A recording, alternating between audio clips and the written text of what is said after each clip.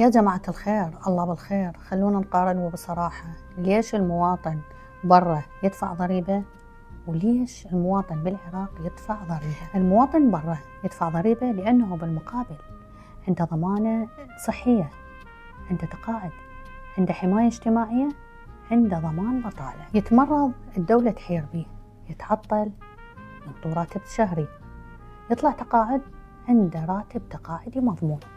المواطن بالعراق هم يدفع ضريبة، بس بالمقابل شنو؟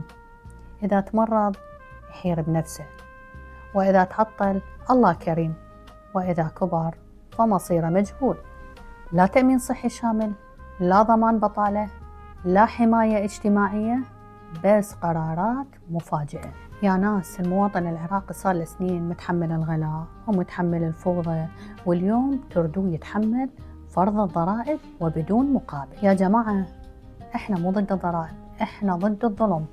نريد مثل العالم، خدمات مقابل ضرائب، امان مقابل تعب، كرامة مقابل التزام. ونقول لكم غير هذا لا تفرضون ضرائب، ترى المواطن ما عاد يتحمل. وسلامتكم.